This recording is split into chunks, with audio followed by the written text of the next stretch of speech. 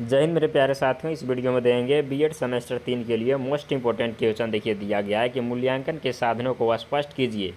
ठीक है, मैंने विस्तार पूर्वक सह से स्पष्ट करना है मूल्यांकन के साधन को। तो सबसे पहले इसको हम लोग जो कि 10 नंबर प्रश्न पूछे जाएंगे, तो प्रस्तावना लिखेंगे। ठीक है, प्रस्तावना में देखिए लिखेंगे कि मूल्यांकन शिक्षा प्रक्रिया का एक महत्वपूर्ण भाग है। मूल्यांकन शिक्षा प्रक्रिया का एक महत्वपूर्ण भाग है।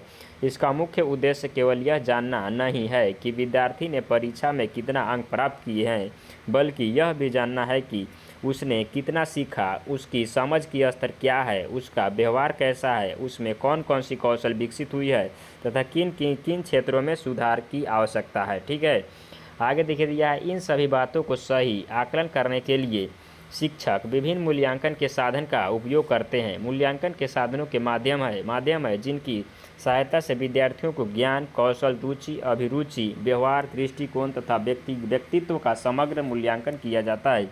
आधुनिक शिक्षा में केवल लिखित परीक्षा को पर्याप्त नहीं माना जाता है, बल्कि कई प्रकार के साधन का उपयोग करके विद्यार्थियों का सर्वांगीण विकास सुनिश्चित किया जाता है।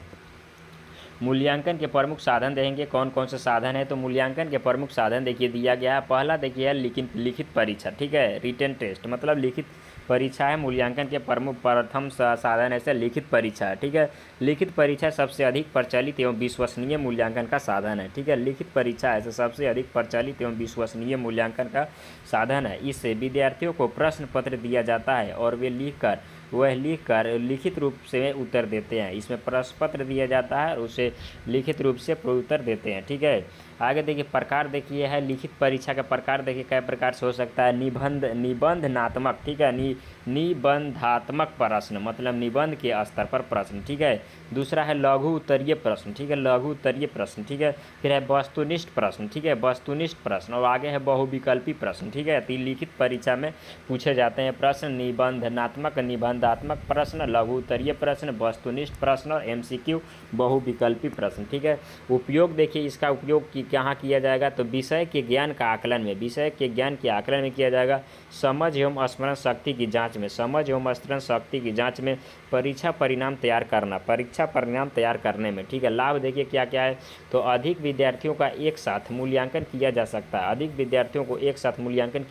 है। ठीक है, अंक देना आसान होता है। आसान होता है। निष्पक्षता बनी रहती है। अब देखिए सीमाएं देखेंगे लिखित परीक्षा के सीमाएं। व्यवहार एवं व्यक्तिगत मूल्यांकन नहीं हो पाता है। रचनात्मक का पूरा आकलन नहीं हो पाता है। व्यवहार एवं व्यक्तिगत का मूल्यांकन नहीं हो पाता है, लेकिन रचनात्मक का पूरा आकलन नहीं हो पाता है। अब देखिए दूसरा है मौखिक परीक्षा। ठीक है, मौखिक परीक्षा ओरल टेस्ट। इस परीक्षा में शिक्षक विद्यार्थियों से सीधा प्रश्न पूछते हैं और उसके उत्तर के आधार पर मूल्यांकन करते हैं। ठीक है, इस परीक्षा में शिक्षक विद्यार्थियों को सीधा प्रश्न पूछते हैं और उसके उत्तर का मूल्यांकन करते हैं। उद्देश्य क्या है। तो बोलने की क्षमता का विकास करना। ठीक है, आत्मविश्वास का मूल्यांकन और विषय की समझ जाना। नेक्स्ट है लाभ। तुरंत प्रतिक्रिया मिलती है। लाभ क्या है। तुरंत प्रतिक्रिया मिलता है। टीचर पूछा वैसे प्रतिक्रिया मिलेगा। संचार कौशल विकसित होता है। बोलने के स्किल विकसित होता है। छोटे बच्चों के लिए अधिक उपयोगी होता है। सीमाएं क्या है। समय अधिक लगता है। ठीक है, कभी कभी पक्षपात की संभावना रहती है। नेक्स्ट आगे प्रायोगिक परीक्षा। ठीक है, प्रैक्टिकल टेस्ट प्रायोगिक परीक्षा। ठीक है, यह परीक्षा उन विषयों में ली जाती है जहाँ प्रयोग का या